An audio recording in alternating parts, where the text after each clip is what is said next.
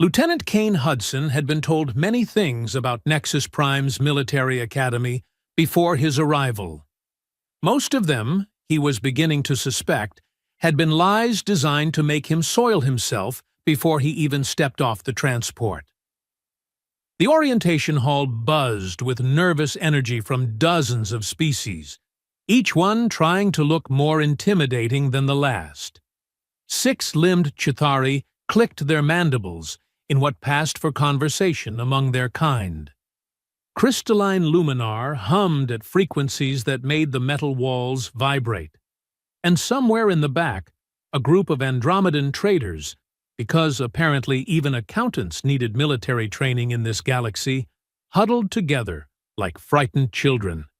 Kane? Kane was checking his chronometer and wondering if the cafeteria served anything that wouldn't try to digest him from the inside out.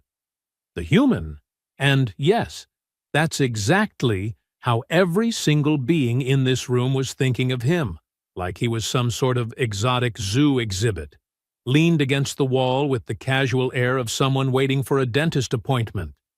Not exactly the posture you'd expect from Earth's first representative to the most prestigious military academy in known space. Commander Zeth entered the hall with all the dramatic flair of a natural-born predator. His reptilian heritage showed in every calculated movement, every deliberate pause, every flicker of his forked tongue testing the air for fierce scent. The Saurian had perfected his entrance over decades of psychological warfare, and it showed. "Cadets!" Zeth's voice was a masterpiece of controlled menace, rolling across the room like an approaching storm. "You stand here because your species believes you represent their finest specimens." He let that sink in, watching as various aliens shifted uncomfortably. "They are mistaken." Kane stifled a yawn. The commander's golden eyes swept the room, cataloging reactions. The Chitauri had gone completely still, their version of abject terror. The Luminar were dimming their natural luminescence, trying to make themselves less noticeable. Even the Andromedans had stopped their quiet accounting-based conversation. But the human was studying his fingernails like they were the most fascinating thing in the galaxy. "The Fear Protocol," Zeth continued, his voice dropping to a whisper that somehow carried to every corner of the hall, "has been refined over 3 centuries. It has broken warriors from 53 different species. It has reduced proud soldiers to quivering masses of terror. It has made the mighty beg for mercy." Now he was getting some reactions. A Chitauri cadet actually chittered, the insectoid equivalent of a whimper. One of the luminar flickered so rapidly it looked like a dying light bulb. Kane scratched his nose. Instructor Lum, a particularly imposing specimen of the crystalline race, chose that moment to materialize next to the human. Literally materialize. The luminar could manipulate their energy matrices to achieve limited teleportation. It was a trick they used to great effect in psychological warfare, appearing suddenly beside their targets like living nightmares. Kane glanced up at the 7-foot-tall crystal being and nodded politely. "Hey there. Nice trick with the teleporting thing. Very flashy." If Lum had possessed a face capable of expression, it would have been wearing a look of pure bewilderment. Instead, the instructor's light matrix pulsed in confused patterns that roughly translated to, "What the hell is wrong with this creature?" Meanwhile, Cadet Flux, a young Chitauri who'd been top of his class in 17 different combat disciplines, was taking notes. Literally. The insectoid was scratching observations onto a digital pad with one of his razor-sharp appendages, documenting every aspect of the human's behavior for later analysis. His species had survived for millennia by studying potential threats, and Kane Hudson was definitely something that required study.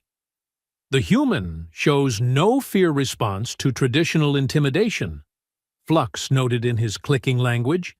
Either he is too stupid to understand the danger, or... The "or" was what worried him. In Chithari culture, there were only two types of beings who showed no fear: the terminally stupid and the apex predators. Cain certainly didn't look like an apex predator. He was average height by human standards, with the kind of build that suggested regular exercise rather than serious military conditioning. His hair was an unremarkable brown, his eyes a standard-issue hazel. He looked, for all intents and purposes, like the sort of being you'd find manning a supply depot or processing immigration forms, which made his complete lack of concern all the more unsettling. Commander Zeth was warming to his subject now, pacing back and forth like a caged predator. Each of you will face the protocol individually. Each of you will confront your species' deepest, most primal fears. The sounds that have echoed through your evolutionary nightmares for millions of cycles will be played at volumes and frequencies specifically calibrated to trigger maximum psychological distress. A collective shudder ran through the assembled cadets, except for Cain, who was now examining the architecture of the ceiling with mild professional interest. The Andromedans, Zeth continued, will hear the mating calls of the great void leviathans, creatures that hunted their ancestors through the deep space trade routes. The Chithari will experience the resonance frequencies of the hive queens that once enslaved their early civilizations.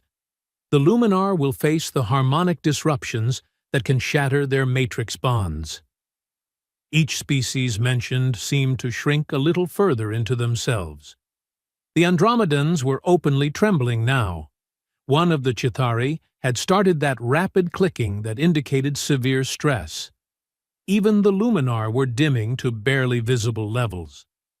And you, human, Zeth's gaze fixed on Cain with predatory intensity, will hear the sounds that your species has coded into your very DNA as the ultimate expression of death and terror. Cain looked up from his architectural survey and blinked. Oh, cool! When do we start? The silence that followed was the kind of profound quiet that usually precedes either enlightenment or apocalypse. Every being in the room turned to stare at the human, trying to process what they'd just heard. Cadet Flux's stylus slipped from his grip and clattered to the floor. Instructor Lum's light matrix flickered in patterns that roughly translated to several profane expressions in 3 different languages. Commander Zeth's forked tongue flicked out twice, testing the air for any trace of the fear pheromones that should have been pouring off the human by now. Instead, all he detected was curiosity? And was that amusement? I'm sorry, Zeth said slowly, his voice carrying a dangerous edge. Did you just ask when we start? Yeah, Cain replied cheerfully. Sounds like it could be interesting. I mean, psychological conditioning is fascinating stuff. My mom always said I had a weird taste in entertainment. The betting pools had started 3 cycles ago, when news of the human's arrival first reached the academy. The smart money was on him washing out during orientation. The really smart money was on him requesting immediate transport home before the fear protocol even began. Nobody had bet on him treating it like a theme park attraction. Commander Zeth decided to try a different approach. He activated a small holographic projector, and the air above his palm shimmered into the image of a creature that existed only in saurian nightmares, the Bone Render, a predator so perfectly evolved for hunting his species that its very image was burned into their genetic memory. The hologram roared, and every saurian in the room instinctively took a step backward. Cain squinted at the projection and tilted his head. Huh. Looks like a cross between a T-Rex and a porcupine. That's actually pretty cool. Does it really get that big, or is this just for dramatic effect? Zeth stared at the human for a long moment, then quietly deactivated the projector. Cadet Flux made another note. Human either possesses complete immunity to fear response or operates on fundamentally different psychological principles than all known sentient species. Recommend immediate reclassification of threat level. The irony wasn't lost on anyone present. Here they were, representatives of species that had conquered star systems and built galactic civilizations. And they were all genuinely unnerved by one unremarkable human who seemed to think psychological warfare was a form of light entertainment. As the orientation continued, with Commander Zeth growing more bewildered, and the other cadets casting increasingly nervous glances at Kane, one thing became abundantly clear. The Academy's fear protocol was about to meet its match. And the human? The human was actually looking forward to it. The Fear Protocol testing chamber was a masterpiece of psychological terrorism designed by committee across 3 centuries and 53 species worth of nightmares. The walls were lined with adaptive metal that could shift texture and temperature on command. The ceiling projected holographic environments so realistic they could convince your brain you were drowning in vacuum or being digested alive. The floor was equipped with subsonic generators that could make your skeleton vibrate at frequencies guaranteed to trigger every primal panic response coded into your DNA. And the sound system? The sound system was a thing of terrible beauty. Kane Hudson walked into this monument to manufactured fear like a tourist entering a museum gift shop. His hands were clasped behind his back, his posture relaxed, and he was actually humming. Humming. In the most psychologically devastating chamber in known space. Interesting acoustics, he commented to no one in particular, tilting his head to listen to the way his voice echoed off the adaptive walls. Must be a nightmare to calibrate. I bet you guys went through a dozen sound engineers just getting the resonance frequencies right. In the observation deck above, Commander Zeth felt something he hadn't experienced in decades. Genuine confusion. He was surrounded by the Academy's top psychological warfare specialists, beings who had dedicated their lives to understanding the fear responses of every known sentient species. And to a single individual, they were all staring at the human below with expressions that ranged from bewilderment to professional panic. "Sir," whispered Dr. Molix, the Academy's chief xenopsychologist and a luminar whose crystalline matrix had been specifically grown for analyzing terror responses, "his neural patterns are unusual." "Define unusual," Zeth replied, never taking his eyes off the human who was now examining the holographic projectors with what appeared to be technical appreciation. "Well, sir, he's not afraid. At all. In fact, his brain chemistry suggests he's excited. There are elevated dopamine levels consistent with anticipation of entertainment." Zeth's forked tongue flicked out in irritation. "Entertainment. He thinks this is entertainment." "It gets worse, sir. His heart rate is actually lower than his resting baseline, and he appears to be critiquing our construction methods." Indeed, Kane had moved on to inspecting the subsonic generators embedded in the floor, occasionally nodding with what looked like professional approval. "Solid engineering," Kane called out cheerfully, apparently assuming someone was listening. "Though I have to ask, did you consider using harmonic amplifiers instead of direct frequency generators? Might get better penetration into bone structure that way." Dr. Molix's light matrix flickered in patterns that roughly translated to, "Oh shit." Instructor Lum materialized, beside Zeth with the sound of crystals chiming. "Commander, perhaps we should reconsider the testing parameters. This human's psychological profile doesn't match any known baselines." "No," Zeth growled, his predatory instincts finally kicking in. "We proceed as planned. Activate the protocol." The first sound was the hunting call of a Rigelian nightmare, a creature so perfectly evolved for killing that it had driven 3 separate civilizations to extinction before finally being wiped out by concentrated orbital bombardment. The call started as a subsonic rumble that seemed to emanate from everywhere at once, then built to a shriek that hit frequencies specifically calculated to trigger every mammalian prey response simultaneously. Kane Hudson listened with the attentiveness of a music critic. When the sound faded, he nodded thoughtfully. Not bad. Good use of subsonic buildup. Really gets into your bones. But honestly, sounds like a mountain lion with a sore throat. We've got cats back on Earth that would make that thing sound like a kitten. The silence that followed was pregnant with disbelief. Did he just critique the Rigelian nightmare? Whispered Dr. Molix. Zeth's response was to activate the next phase, the chamber filled with the mating cry of a void leviathan, a sound so terrifying that space traders had been known to jettison entire cargo holds just to escape it faster. The cry was a low, mournful wail that seemed to speak directly to the soul about loneliness, death, and the absolute certainty that something vast and hungry was coming for you in the dark. Kane tilted his head, listening carefully. Okay, that's better, he said after the sound faded.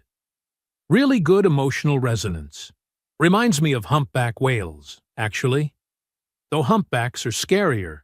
At least, you know, this thing is out there making noise. Humpbacks just surface next to your boat without warning. Nearly gave my dad a heart attack once. In the observation deck, Cadet Flux was taking notes so rapidly his stylus was starting to smoke. Human demonstrates complete immunity to fear-based psychological conditioning, he clicked to himself. Species may be fundamentally different from all known sentient life. Commander Zeth decided to escalate. The next sound was specifically chosen from Earth's own evolutionary history. The roar of something the Academy's xenobiologists had identified as humanity's original apex predator. It was a sound pulled from genetic memory, recorded from the last living specimen, and amplified to shake the very foundations of human terror. It was the call of a saber-toothed cat. Kane Hudson listened to it, with the same polite attention he'd given the others. Then he laughed. Not a nervous laugh, or a laugh of hysteria, or even a laugh of defiance. It was the laugh of someone who'd just heard a particularly good joke. "Oh, that's adorable," Kane said, still chuckling. "You guys think saber-toothed cats are scary? Have you ever heard a wolverine protecting its young? Or a honey badger that's having a bad day? Hell, have you ever been camping and heard a mountain lion scream at 3 in the morning when you're trying to take a leak?" The laughter died off, but the smile remained. "Look, I appreciate the effort, really I do. But if you want to scare a human with predator calls, you're going to need to try a lot harder than that." Dr. Molix's crystalline form was flickering so rapidly it looked like a malfunctioning light fixture. "Sir, I'm reading impossible neural activity. He's not just unafraid. He's genuinely amused.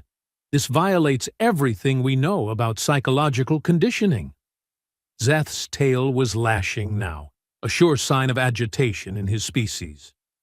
Activate the visual protocols. The chamber's holographic systems came online, flooding the space with the image of Earth's reconstructed apex predator.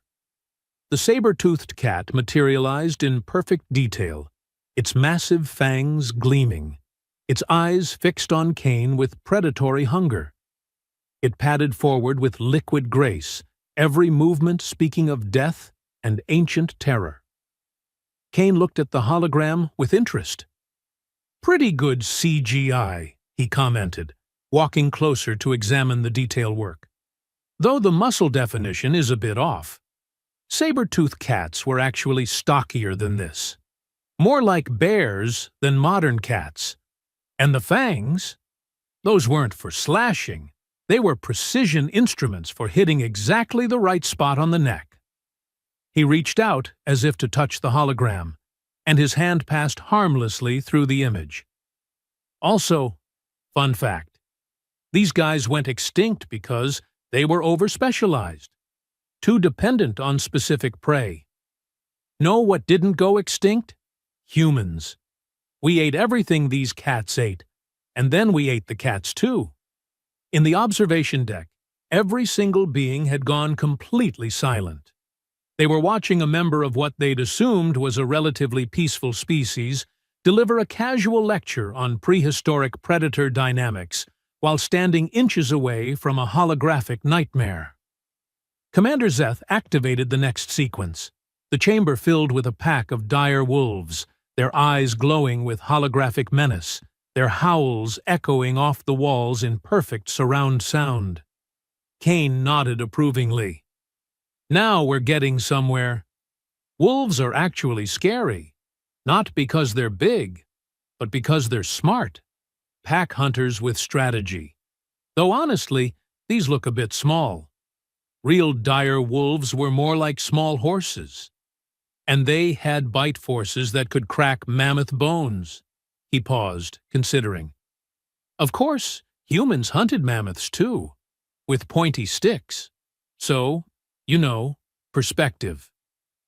Dr. Molix was making sounds that no crystalline being should have been capable of making, something between a whimper and the noise a computer makes when it's processing too much information. The final sequence activated automatically, a combination audio-visual assault featuring the sounds and images of every apex predator that had ever haunted human nightmares. Saber-toothed cats, dire wolves, cave bears, giant hyenas, terror birds, all of them roaring, howling, and shrieking in a cacophony designed to reduce any human to a gibbering mess. Kane Hudson stood in the middle of it all and started laughing again. But this time, there was something different about the laugh. Something that made every being in the observation deck take an unconscious step backward. "Okay," Kane said, his voice cutting through the din of artificial terror. "My turn." And suddenly, the Academy's most sophisticated psychological warfare facility had become very, very quiet. The silence in the chamber was the kind that precedes either revelation or catastrophe. Kane Hudson stood surrounded by fading holographic predators, his hands in his pockets, wearing the sort of smile that should have been reassuring but somehow wasn't. He said conversationally, "that was a pretty good warm-up. But if you really want to understand what scares humans, you're going about this all wrong." In the observation deck, Commander Zeth felt his predatory instincts screaming contradictory messages. Every fiber of his evolutionary programming told him that the human below should have been curled up in a corner by now, broken by the Academy's most sophisticated psychological weaponry. Instead, the creature was offering constructive criticism.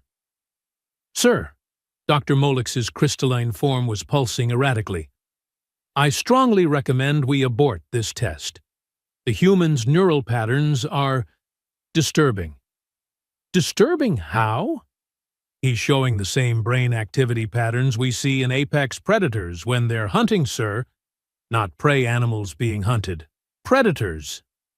Kane had wandered over to the chamber's control interface, a panel that should have been completely inaccessible to test subjects. Somehow, he'd figured out how to activate it. "Mind if I borrow this for a minute?" he called up to the observation deck. "I've got some audio files on my personal device that I think you'd find educational."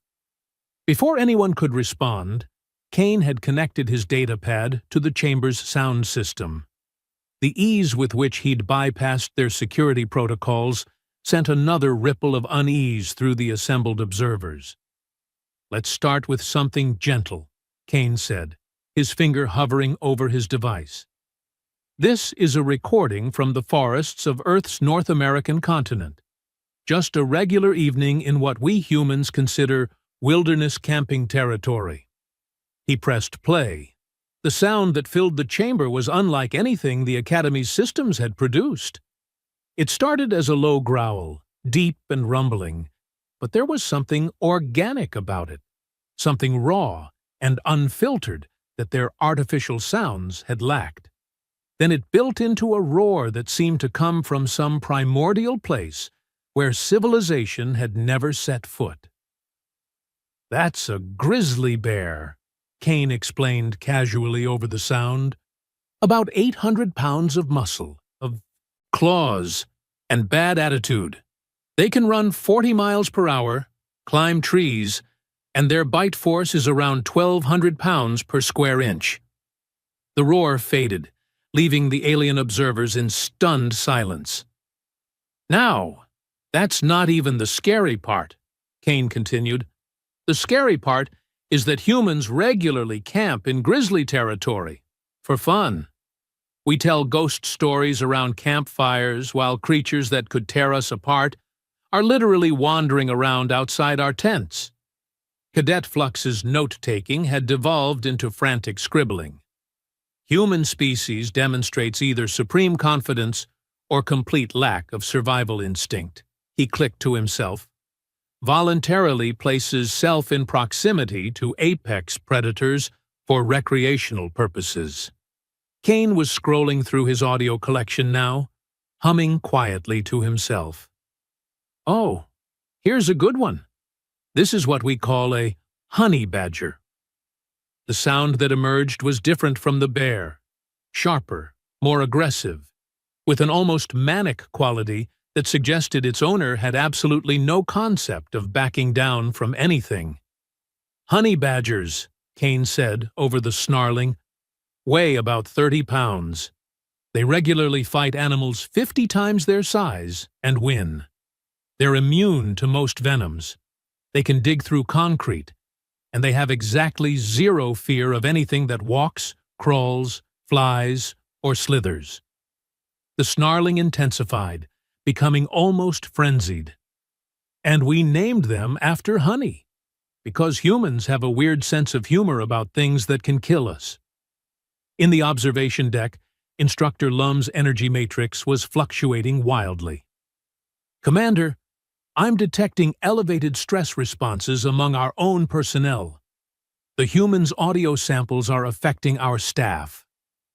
Zeth looked around and realized it was true. The Chithari observers were clicking nervously, their mandibles twitching.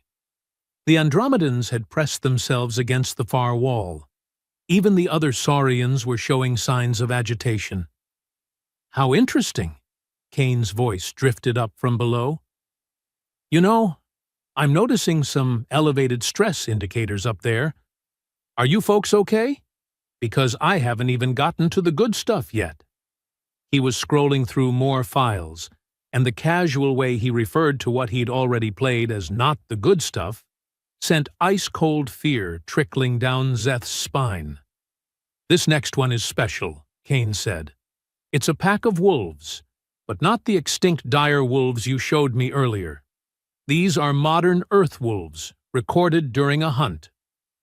The sound began as a single howl, mournful, haunting, and somehow intelligent. Then other voices joined it, creating a harmony that spoke of coordination, strategy, and the kind of patient intelligence that could track prey for days. "Wolves don't just hunt," Kane explained over the increasingly complex vocalizations.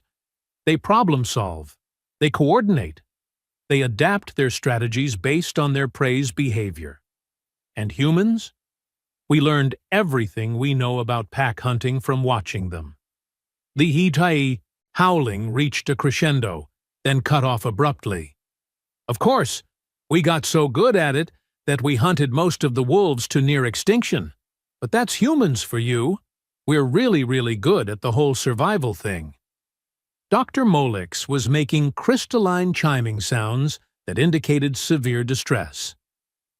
"Sir, I need to point out that the human appears to be conducting a psychological warfare demonstration against us. His stress indicators remain at baseline while ours are climbing rapidly.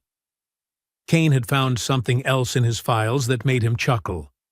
"Oh, this is perfect. You guys are going to love this one." The sound that filled the chamber was unlike anything they'd heard so far. It started as a series of sharp, staccato calls, almost like laughter, but wrong somehow. Manic. There was an intelligence behind it that was both alien and terrifyingly familiar. "Spotted hyenas," Kane said, his own voice taking on an edge that hadn't been there before. "Nature's cleanup crew. They hunt in packs. They have the strongest bite force of any mammal, and they can digest bones, horns, and hooves that other predators leave behind." The hyena calls intensified, creating a cacophony of manic laughter that seemed to bounce off the chamber walls. "But here's the really fun part," Kane continued, and there was something in his tone now that made every observer lean forward despite their growing fear. "That laughing sound? That's how they coordinate attacks. Every laugh is communication. They're not just making noise, they're having a conversation about how to take down their prey." The laughter cut off suddenly, leaving a silence that seemed to echo. "Humans lived alongside these things for millions of cycles," Kane said quietly. "We competed with them for food, territory, and survival. And you know what? We won." In the observation deck, Commander Zeth realized that something fundamental had shifted. The human below was no longer a test subject. Somehow, without anyone quite noticing when it happened, he had become the one conducting the test. "I've got to ask," Kane continued, scrolling through more files. "What exactly did your xenobiologists tell you about Earth when they were researching human fear responses?" They classified it as a Class M planet," Dr. Molix responded, his voice uncertain. "Standard atmospheric composition, moderate gravity, temperate climate zones." Kane's laugh was different now, shorter, sharper. "Class M, right. Did they mention that 99% of all species that have ever lived on Earth are now extinct?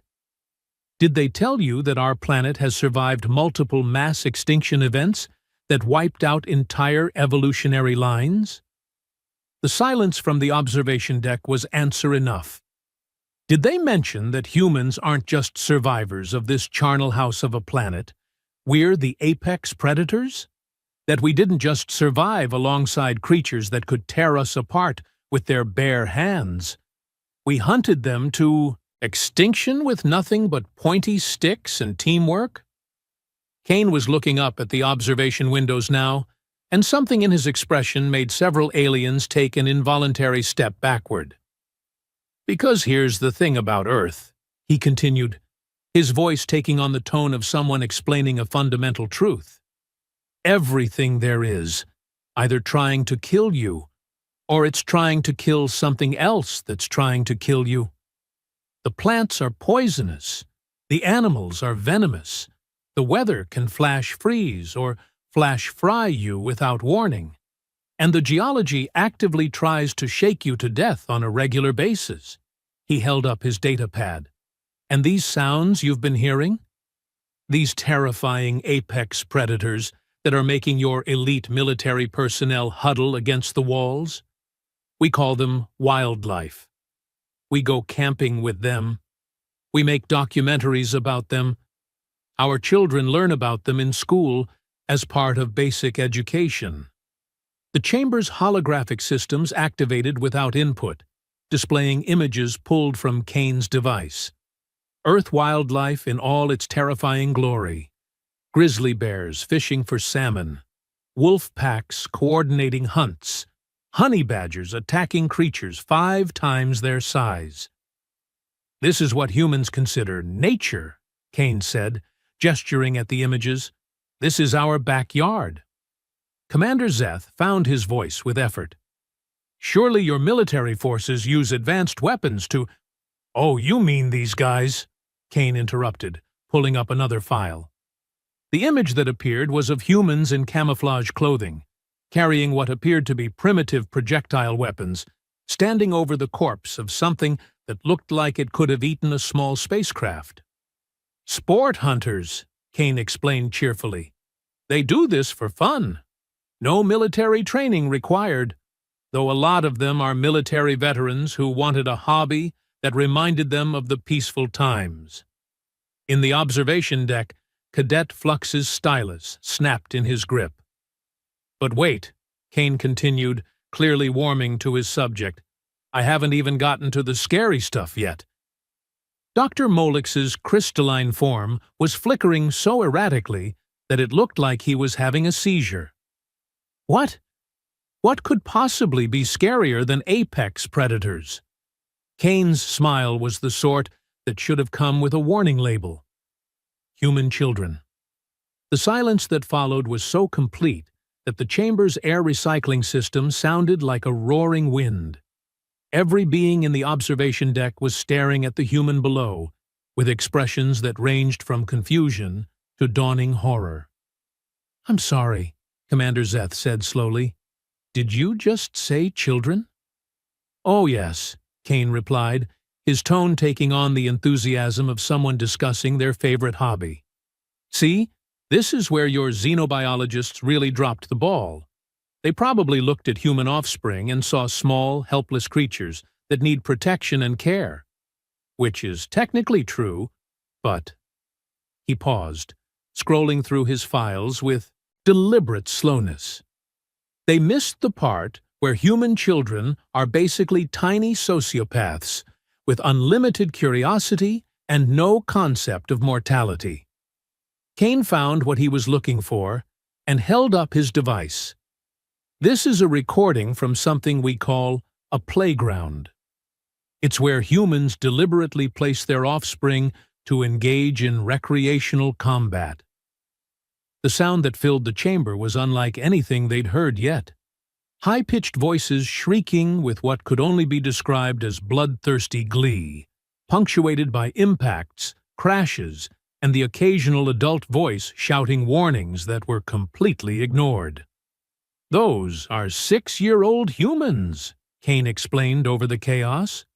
"They're playing a game called tag, which is essentially practice hunting. The objective is to chase down and physically contact other children while avoiding being caught yourself." The audio continued, and the observers could make out individual voices now. Children calling out strategies, forming temporary alliances, betraying their allies without hesitation. "Notice the tactical complexity," Kane continued, like a nature documentary narrator. "Coalition formation, strategic deception, terrain utilization. These children are unconsciously practicing every skill their ancestors used to hunt megafauna." In the observation deck, Dr. Molix was making sounds that his species usually reserved for mourning the dead. "But that's just physical conditioning," Kane said, switching to another file. "This is where it gets really interesting. This recording is from something called a bedtime story." A gentle, soothing voice filled the chamber, clearly an adult human speaking in soft, loving tones. But the words, "And the wolf huffed and puffed and blew the house down, and then he ate the little pig all up." Kane paused the recording. "We tell our children stories about creatures that want to eat them. Not as warnings, as entertainment. We've turned predation into a form of comfort." He scrolled to another file. "Or this one. It's called a nursery rhyme." A child's voice, sweet and innocent, began singing, "Rock-a-bye baby, on the treetop. When the wind blows, the cradle will rock.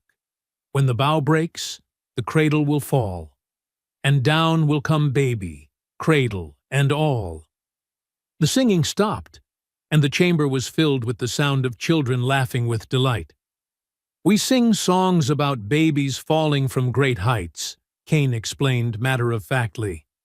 "And children love it. They request it specifically." Cadet flux was clicking so rapidly it sounded like rain on metal. Human offspring are conditioned from birth to find violence and death entertaining, he muttered to himself. Species demonstrate systematic psychological conditioning that would constitute torture in most civilizations. Oh, but wait, Kane said, clearly enjoying himself now. Here's my personal favorite. The recording that played next was different.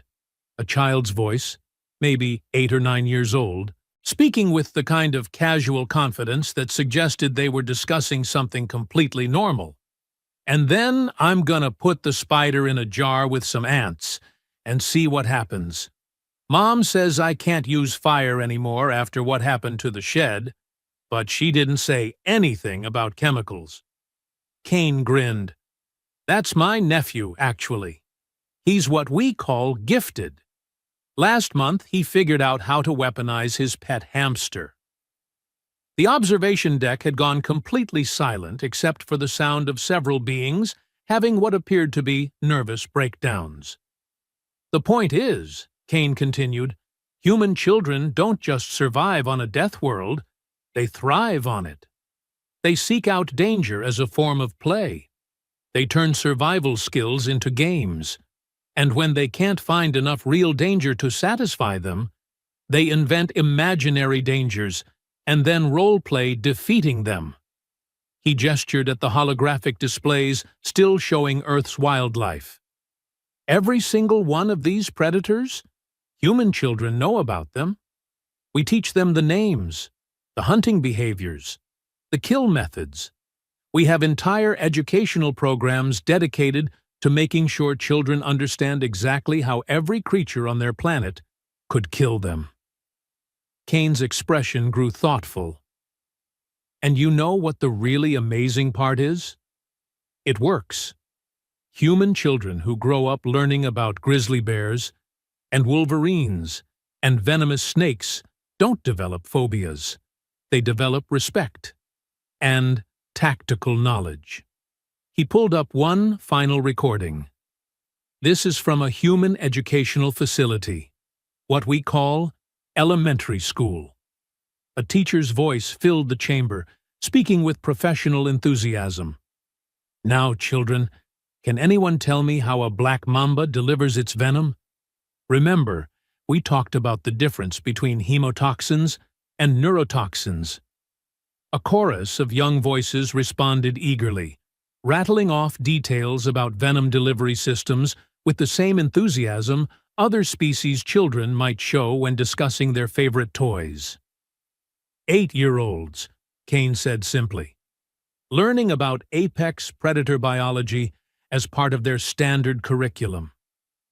Commander Zeth realized he was gripping the observation rail so tightly his claws were leaving gouges in the metal. Your species educates its young in predator methodology? Oh, that's just basic science class, Kane replied cheerfully. You should see what they learn in history. Dr. Molix's light matrix was now flickering in patterns that indicated complete cognitive overload.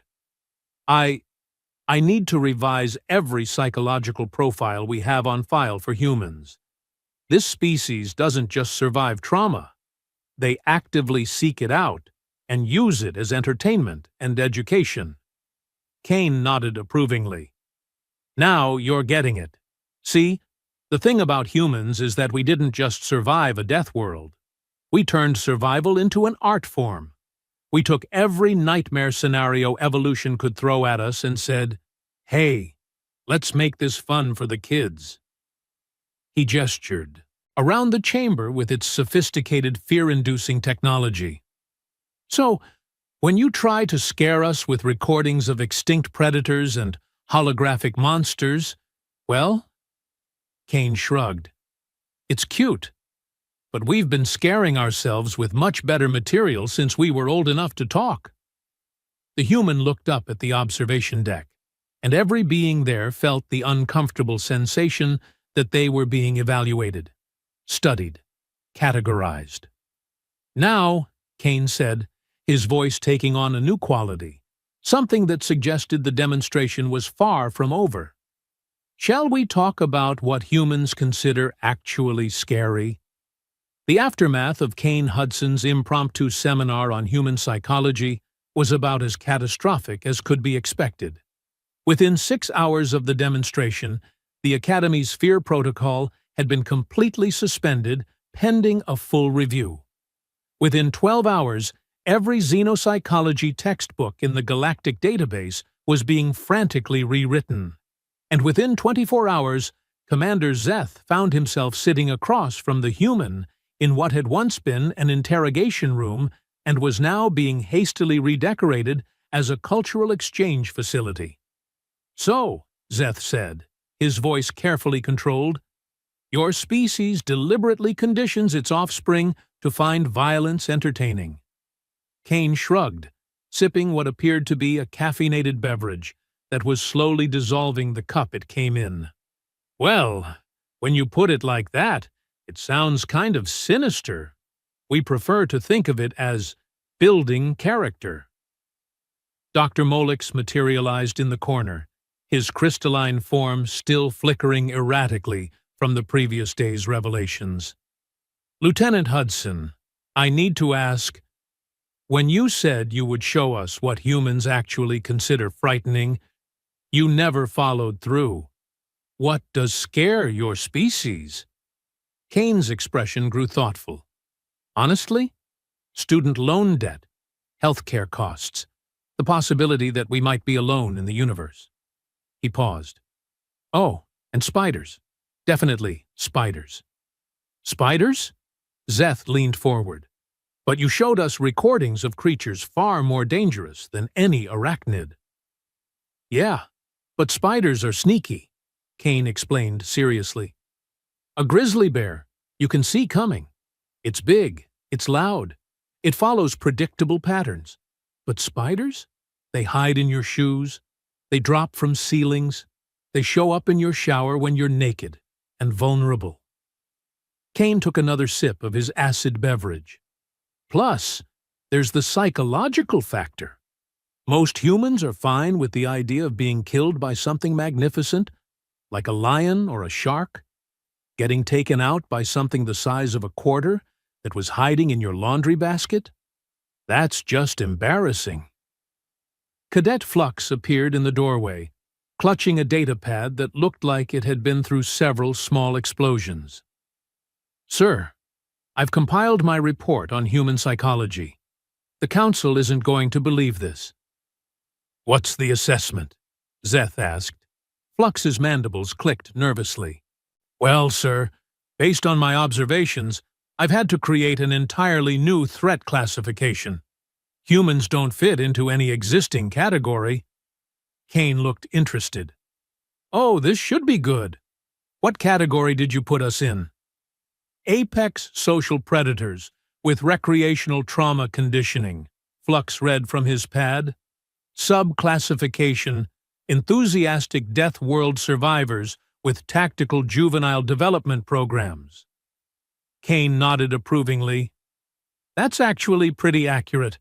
You might want to add persistent to that list, though. We're really, really good at not giving up." 3 weeks later, the Academy had undergone what historians would later refer to as the Great Restructuring. The fear protocol had been completely reimagined from a tool of psychological breakdown into a cultural exchange program.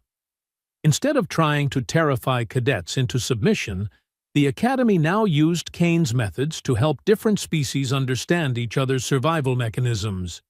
The human had been given an official position as Senior Cultural Liaison and Psychological Warfare Consultant, which came with its own office and a salary that made him the highest-paid lieutenant in galactic military history. More importantly, at least from Kane's perspective, it came with access to the Academy's vast database of galactic fauna, which he was systematically comparing to Earth's wildlife with the enthusiasm of a child in a candy store. "Oh, this is interesting," Kane said to his latest group of visiting dignitaries, a delegation from the Andromedan Commerce Guild who were trying to understand human negotiation tactics. See this creature here? It's from Rigel Prime, and your xenobiologists classified it as an apex predator. But look at the bone structure. It's basically a really big raccoon. The Andromedans exchanged nervous glances. "You have raccoons on Earth?" one of them asked hesitantly. Kane grinned. "Oh, yeah. They're adorable. They wash their food before eating it. They have tiny little hands, and they can figure out complex puzzles. They're also completely fearless, incredibly destructive, and they travel in groups." He pulled up a video file. Here's one breaking into someone's house to steal dog food. The footage showed a small, masked creature methodically destroying a supposedly raccoon-proof garbage can with what could only be described as malicious intelligence. "We consider them mild nuisances," Kane explained, "though they did once shut down an entire military base by figuring out how to open the armory locks." By the end of the presentation, the Andromedan delegation was quietly discussing the possibility of offering humans significantly better trade deals, just to keep them happy. Commander Zeth found Kane later that evening, sitting in the Academy's observation lounge and looking out at the stars with an expression of satisfied contentment. "Any regrets about leaving Earth?" Zeth asked, settling into a chair that creaked ominously under his weight. Kane considered the question seriously. "Nah, this is fun. Besides, someone's got to make sure you folks understand what you're dealing with when humans start showing up in larger numbers." "And what exactly are we dealing with, Lieutenant?" Kane's smile was the same one he'd worn in the Fear Protocol chamber. Friendly, confident, and somehow deeply unsettling. "The species that turned a death world into a vacation destination, Commander. The species that made friends with wolves and then improved on their hunting techniques. The species that looked at every apex predator on their planet and said, 'I bet we could do that better.'" He gestured out at the galaxy spread before them.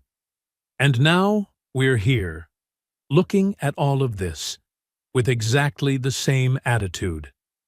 Kane Hudson leaned back in his chair, still smiling. "I think you're going to find us very entertaining neighbors."